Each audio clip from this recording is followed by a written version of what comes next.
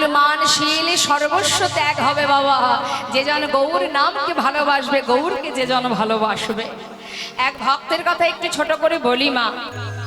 যে ভক্ত আমার গৌর হরির প্রিয় ভক্ত, যে কিনা সুভাষ পণ্ডিত। নবদ্বীপে কে কে গেছেন একবার হাত তুলে দেখান তো।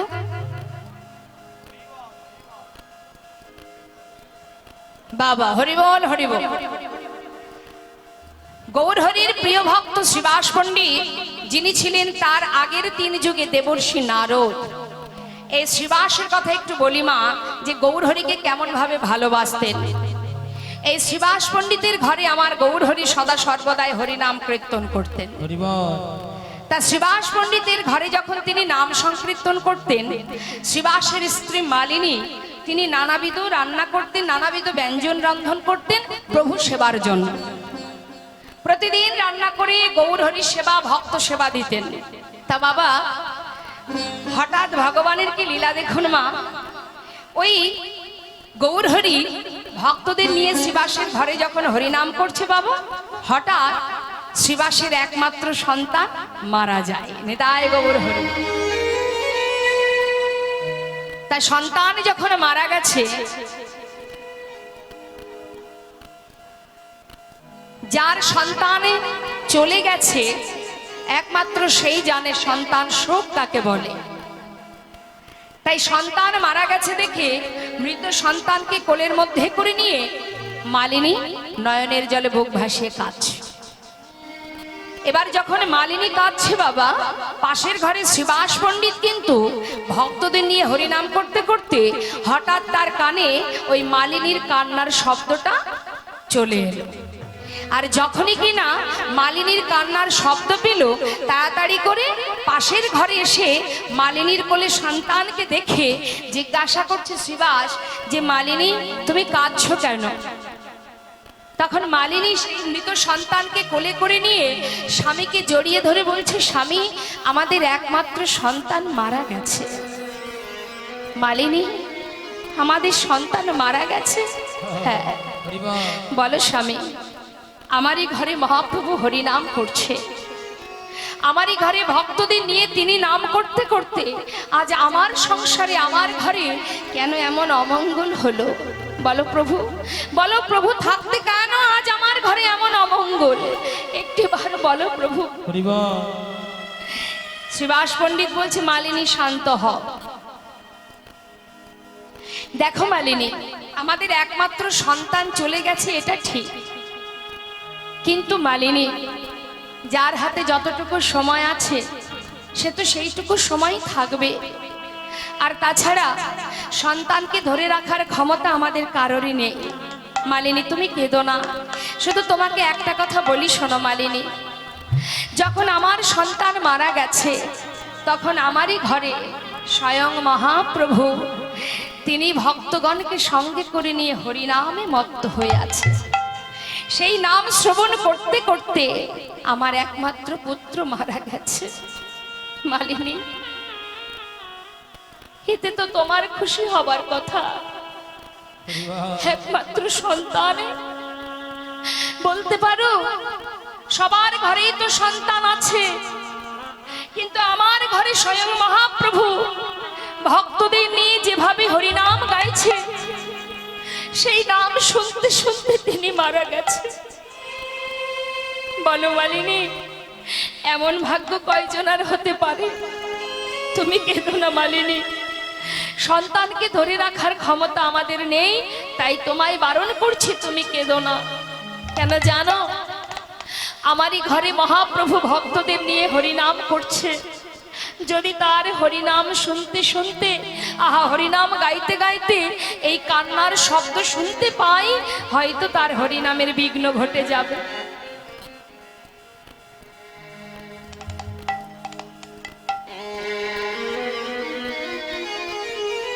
তাই মালিনী, আমি তোমায় নিষেধ করছি, তোমার কান্নার শব্দ সেটা যেন একবার মহাপ্রভুর কানে না পৌঁছায়। মালিনী বলছে, স্বামী তুমি এত নিষ্ঠুর কি করে হলে? একমাত্র সন্তান মারা গেছে আর তুমি বলছো আমাকে যে তুমি কাঁদবে না, কি করে বললে তুমি? সুভাষ পণ্ডিত বললেন, শোনো মালিনী, যে চলে গেছে তুমি কেঁদো না মালিনী, সে প্রভুর নাম শুনতে শুনতে মারা গেছে। আর আমি তোমাকে বারণ করছি কেন জানো? প্রভুর যদি হরিনামের বিঘ্ন ঘটে যায় আমি সইতে পারবো না। তাই আমি তোমায় নিষেধ করলাম, আমার কথা যদি তুমি না শোনো তাহলে কিন্তু প্রভুর যদি একবার হরিনামে বিঘ্ন ঘটে যায় আমি কিন্তু গঙ্গার জলে নিজেকে বিসর্জন করে দেব। মালিনী এই কথা শুনে সন্তানকে কোলের মধ্যে করে নিয়ে ঘরের কোণে বসে বসে কাঁদছে। কিন্তু এদিকে মা, প্রভু আমার সবই কিন্তু জানে, কিন্তু তথাপিও না জানার ভান করে মনের সুখে হরিনাম গাইছে। হঠাৎ কি হলো? সুভাষ পণ্ডিত ধীরে ধীরে মালিনীকে সান্ত্বনা দিয়ে পাশের ঘরে এসে দেখছে প্রভু হরিনাম গাইছে।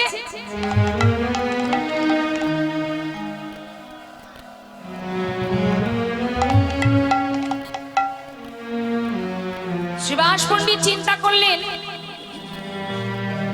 আমি যদি দাঁড়িয়ে থাকি তাহলে প্রভু যদি আমায় জিজ্ঞাসা করে, সুভাষ তুমি হরিনাম না করে দাঁড়িয়ে আছো কেন? তাই প্রভুর সঙ্গে আমাকেও নাম করতে হবে। তাই গৌর হরি ঘুরে ঘুরে ঘরের মধ্যে হরিনাম করছে, আর প্রভুর সাথে সাথে সুভাষ পণ্ডিত ভক্তগণকে সাথে করে নিয়ে মনের সুখে হরিনাম করছে। হরে কৃষ্ণ, সবাই গাইতে পারেন। হরে কৃষ্ণ কৃষ্ণ কৃষ্ণ হরে হরে, হরে রাম হরে রাম, রাম রাম হরে হরে, হরে কৃষ্ণ কৃষ্ণ কৃষ্ণ হরে হরে, হরে রাম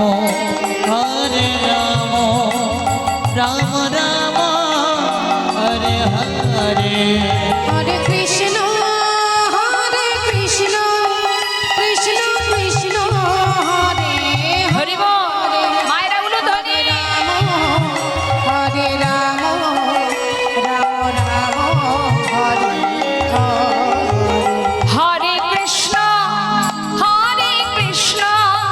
কৃষ্ণ কৃষ্ণ হরে হরে, হরে রাম রাম রাম হরে হরে, হরে কৃষ্ণ কৃষ্ণ কৃষ্ণ কৃষ্ণ হরে হরে, হরে রাম রাম রাম হরে হরে, হরে কৃষ্ণ হরে জয় গৌর হরি বল, হরি বল। কৃষ্ণ হরে হরে, হরে রাম রাম হরে হরে, হরে কৃষ্ণ কৃষ্ণ কৃষ্ণ হরে হরে, হরে রাম হরে হরে। সুভাষ, আজ আমি তোমার ঘরে হরিনাম করছি বটে, কিন্তু হরিনামে কোনো আনন্দ পাচ্ছি না কেন বলতে পারো সুভাষ? ও মা, সুভাষ পণ্ডিত তাড়াতাড়ি করে বলছে, কেন দয়াময়, তুমি কেন আনন্দ পাচ্ছ না? প্রতিদিনই তো হরিনাম করো, আজ তোমার কি হচ্ছে? আমার সবই তো তিনি জানেন, তথাপিও বলছে সুভাষ, আজ আমি জানি না, কোনো সুখ পাচ্ছি না। একটা কথা জিজ্ঞাসা করবো? বলো দয়াময়। সুভাষ, বলতে পারো কেন আমি তোমার ঘরে আনন্দ পাচ্ছি না? ও সুভাষ, তোমার ঘরে কি কোনো অমঙ্গল ঘটেছে? সুভাষ পণ্ডিত বলছে, দয়াময়, যার ঘরে মঙ্গলময় হরি ভক্তগণকে সঙ্গে লয়ে হরি নাম করে, তার ঘরে কি অমঙ্গল হতে পারে? তার ঘরে কি অমঙ্গল হতে পারে?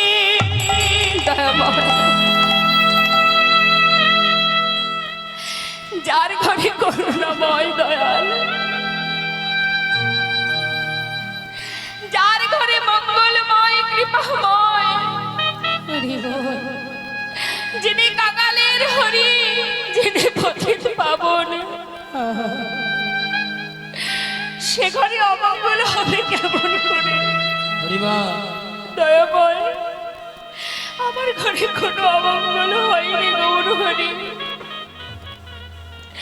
শ্রীবাস, তোমার ঘরে কোনো অমঙ্গল হয়নি তো? না। পাশে দাঁড়িয়ে এক ভক্ত বলছে, জানো দয়াময়, শ্রীবাসের একমাত্র পুত্র একটু আগে মারা গেছে। শ্রীবাস, তোমার পুত্র মারা গেছে। ও দয়াময়, এ জগতে তুমি ছাড়া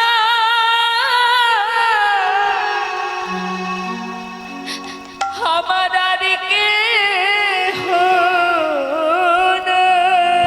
এ জগতে তুমি ছাড়া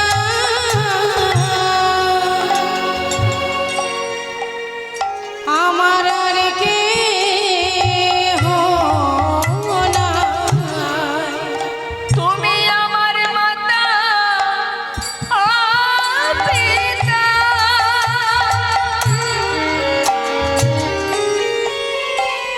তুমি পুত্র স্বামী, প্রভু গো তুমি ছাড়া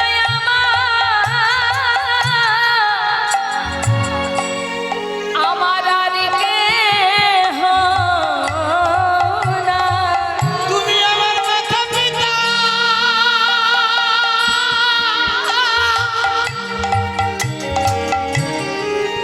ওগো পুত্র স্বামী,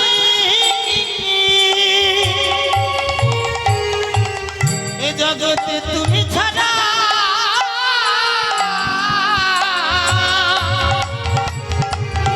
আমার আর কেহ নাই। তোমার চরণে ছাড়া যেন কোনো না গো, বলিও হে আমার কৃপা সিন্ধু,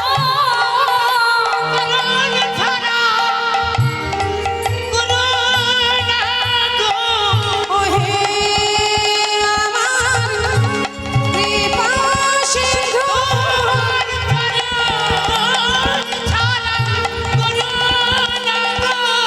ওহে আমার দয়াল হরি। তোমার চরণ ছাড়া কোনো এ জগতে তুমি ছাড়া আর কেহ তোমার নাই। চরণ ছাড়া কোনো না গো। ওহে আমার দয়াল হরি। তোমার চরণ ছাড়া কোনো না গো। নিতাই গৌর হরিবল হরিবল। চরণ ছাড়া কোনো না গো। আমার দয়াল হরি। চরণ ছাড়া কোনো না গো। এ জগতে তুমি ছাড়া আমার আর কেহ নাই। ও মা, স্বয়ং মহাপ্রভু ধীরে ধীরে পাশের ঘরে এসে সেই ছোট্ট শিশুকে পুনরায় কিছু সময়ের জন্য প্রাণ দান দিলেন। কেন দিলেন? কিছু সময়ের জন্য দিলেন, আমাদের মতো জীবকে শিক্ষা দেওয়ার জন্য। কি বললেন? কিরে শিশু, এত তাড়াতাড়ি মাতা পিতাকে ছেড়ে চলে যাচ্ছিস কেন? শুধু একটা কথা বলার জন্য পুনরায় প্রভু প্রাণ দিলেন। তা কি বললেন? কে কার মাতা, কে কার পিতা? তুমি মাতা, তুমি পিতা, তুমি ভাই, তুমি বন্ধু। এই কথাটুকু বলে সে আবার তার প্রাণ পাখি উড়ে চলে গেল, মারা গেল। আর জগৎজীবকে শিক্ষা দিলেন, অর্থাৎ পিতা যে কথা বললেন সন্তানও একই কথা বললেন। কতটা ভালোবেসে প্রভুকে কতটা ভালোবাসে, যার কারণে আজ সন্তান চলে গেছে তাতে কোনো দুঃখ নেই, যাতে প্রভুর হরিনামের কোনো বিঘ্ন না ঘটে। এটাই তো ভক্তের লক্ষণ। আমরা ভগবানকে ভালোবাসি নিজেদের প্রয়োজনের জন্য, কিন্তু যারা প্রকৃত ভক্ত হয় তারা ভগবানকে ভালোবাসে শুধুমাত্র ভগবত কৃপা, ভগবত চরণ পাবার জন্য। নিতাই গৌর হরিবোল হরিবোল। তাই যে নাগরী আজ দ্বিতীয় নাগরীকে দুঃখ করছে, সজনী রে আমার যে ব্যাধি হয়েছে, বলতে পারিস আমি কি করিব, কোথায় যাব?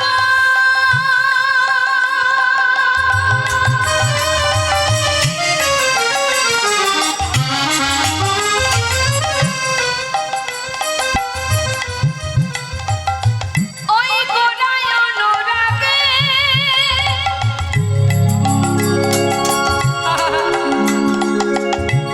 অনুক্ষণ মোরার উপর। সজনী আমার হিয়ার মাঝে জাগে, আমি কি করিব, কোথায় যাব?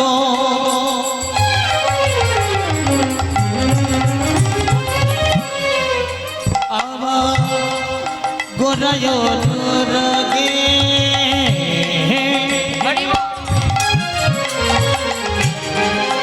ওই না অনুক্ষণ গোড়াসের আমার হিজার মাঝে জাগে। সদাই আমার হিয়ায় জাগে, সদাই আমার হিয়ায় জাগে। ও সজনী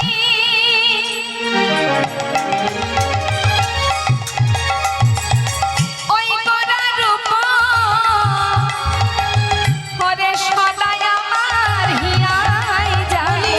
সজনী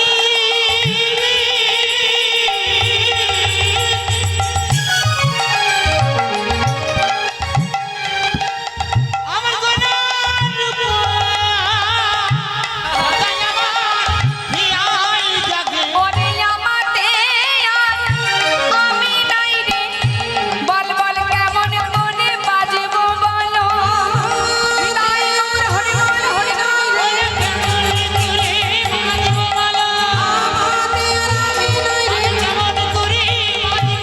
আমাতে আর আমি নাই রে, কেমন করে বাজবো বলো। অনুক্ষণ গোড়াসের হিয়ার মাঝে জাগে।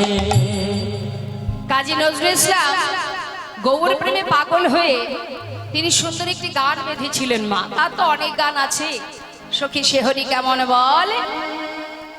আচ্ছা, তো নিশ্চয়ই আপনারা শুনেছেন। তার একটা সুন্দর গান আমি আপনাদের শোনাবো। যিনি বিধর্মী হয়ে শাস্ত্রে বললেন ভগবানের ভক্ত যে কুলেই জন্ম নিক, সে কুল উচ্চকুল পূজ্যকুল। অর্থাৎ ভগবানকে যারা ভালোবাসে, গৌরকে যারা ভালোবাসে, গোবিন্দকে যারা ভালোবাসে, তাদের একটাই পরিচয় যে তারা সবাই ভগবানের চরণের দাস। তাছাড়া আলাদা করে কোনো জাত, আলাদা করে কোনো পরিচয় আমাদের নেই। আমাদের একটাই পরিচয়, আসল পরিচয়, আমরা ভগবানের দাস। এই কথাটা আমাদের ভুলে গেলে হবে না। আমাদের কাজ হচ্ছে ভগবানের চরণে দাসত্ব করা। আমাদের কর্ম সংসারের কর্মের মধ্যে দিয়ে, এটা হলো আমার নিজের কাজ। সংসারে যে কর্মগুলো আমরা করি বাবা, সেগুলো সংসারের জন্য, সেটা দেহের সুখের জন্য। ভালো থাকবো, ভালো ঘুমাবো, ভালো বেড়াবো, ভালো চলবো, সুন্দর করে বাড়ি তৈরি করা হবে, সেই বাড়ির মধ্যে আরামে জীবনযাপন করব, তাই না? একটা এসি রুম হবে, বেশ ভালো একটা গাড়ি হবে, তাতে ঘুরবো। এগুলো হচ্ছে আমাদের দেহের সুখ। কিন্তু এই দেহের মধ্যে যেটা আছে, অর্থাৎ যে শক্তির জোরে আমরা কথা বলছি, অর্থাৎ আত্মা, এই আত্মার সুখ কি, আত্মার খোরাক কি, আত্মার খাদ্য হলো এই হরিনাম মহামন্ত্র। নিতাই গৌর হরি বল। এটা হচ্ছে আমার খাবার। আমি মানে আত্মা, এই দেহটা আমি নয়। এর মধ্যে যার শক্তি আমার আমার করো বুঝিতে না পারো, আমাতে কি আছে রতন, কোন শক্তি বলে বেড়াই চলি, বলে কিসের অভাবে হয় দেহ পতন। দেহের মাঝে আছে প্রাণেরই সঞ্চার, তাহাতেই বলি আমার আমার, প্রাণ গেলে হবে সবাকার, সব নেশারি সব। হরি বল হরি বল। যত সময় প্রাণ থাকবে তত সময় আমার আমার করব, প্রাণ চলে গেলে আর বলবো না, তাই না? প্রাণটা যত সময় আছে তত সময় আমার আমার করছি, মারামারি হানাহানি কাটাকাটি করছি। কিন্তু বৈষ্ণব মহাজন বললেন, কাতব কান্তা কাস্তে পুত্র সংসারয় বতিব বিচিত্র, নলিনেই জলগত তরলং তদ্বদ অতিশয় চাপ। অর্থাৎ ইহ জগতে এই সংসারটা, এই সংসার জীবনটা একটা বিচিত্র নাট্য মঞ্চ। কিন্তু মহাজন বললেন, এই বিচিত্র নাট্য মঞ্চে আমরা অভিনয় করে চলেছি, সবাই অভিনয় করছি। কখনো কারোর পুত্র ছিলেন, কখনো কারোর বাবা হলেন, কখনো কারোর স্বামী হলেন, এই তো চলছে যাত্রা। এইভাবে আমাদের যাত্রা যেদিন শেষ হয়ে যাবে সেদিন আমাদের নিজের ঘরে ফিরে যেতে হবে। হরি বল হরি বল। তাই আপন ঘরে ফেরার জন্য সকাল সকালে যদি সদ্গুরুচরণ আশ্রয় করা যায়, যদি সঠিক পথে সন্ধান পাওয়া যায়, এসেছিলাম ভালো, যাবার পথ সবাই ভুলে গেছে, তাহলে যাবার পথটা দেখাবে কে? যখন এসেছিলাম ঠিকঠাক এসেছিলাম, যাবার পথটা দেখাবে কে? একমাত্র কলিযুগে সদ্গুরু। এখানে যত ভক্ত আছেন একবার হাত তুলে দেখান, কার কার গুরু দীক্ষা শিক্ষা হয়েছে?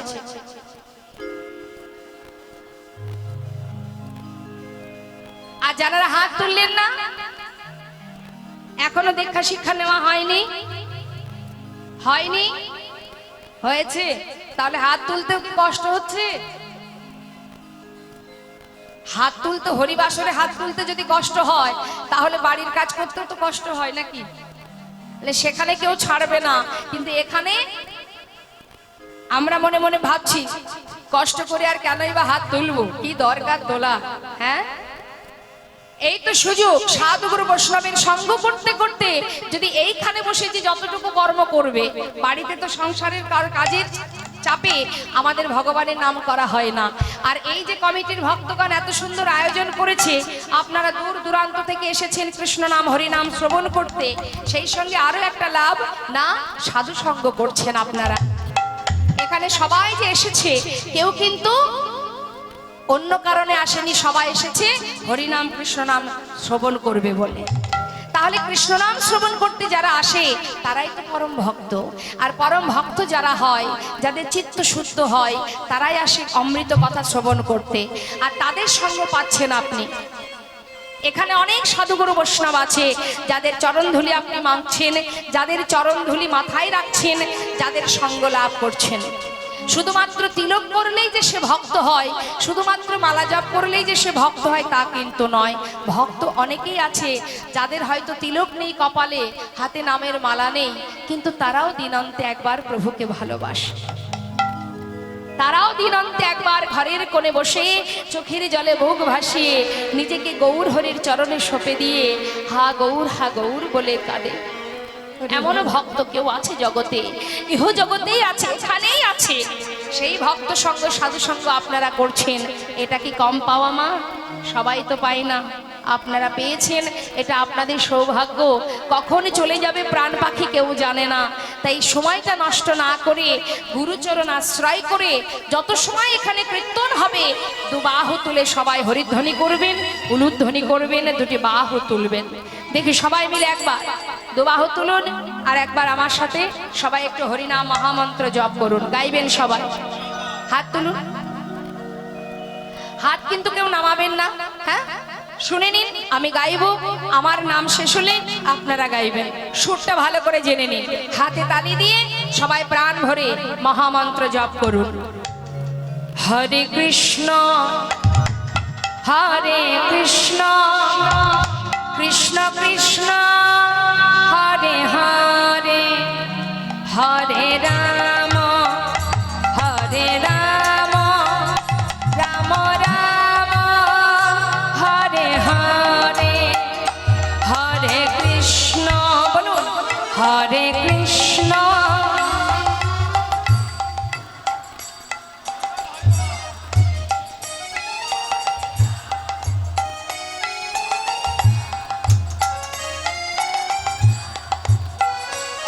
মায়ের একটু হাত তুলুন।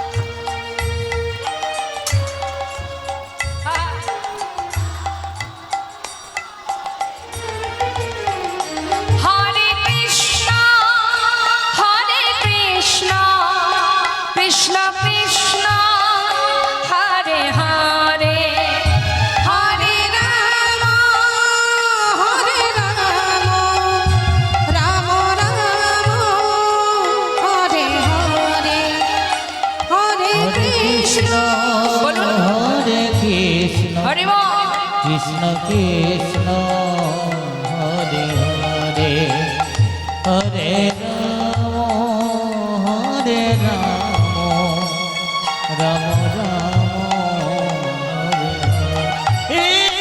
হরে হরে কৃষ্ণ নিতাই গৌর হরি বল হরি বল। কৃষ্ণ কৃষ্ণ হরে হরে হরে রাম হরে রাম রাম রাম হরে হরে হরে কৃষ্ণ হরে কৃষ্ণ কৃষ্ণ কৃষ্ণ হরে হরে হে হরে রাম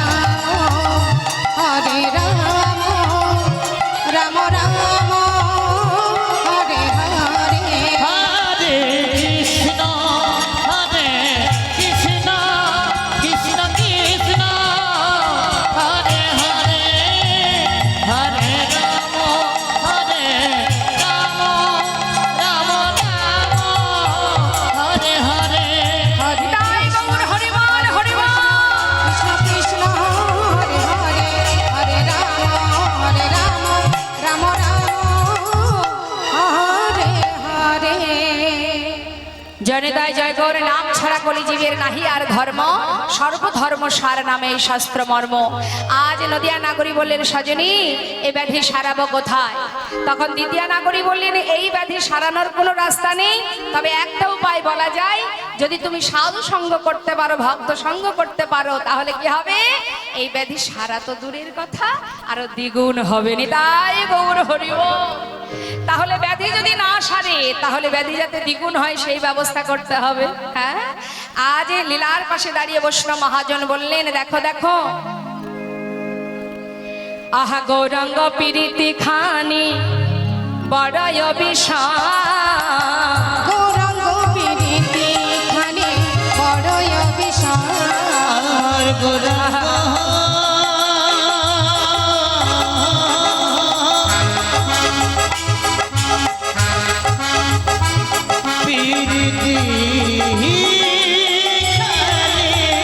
আহা, নিতাই গৌর হরি বল। আমার গোরাঙ্গ প্রীতি খানি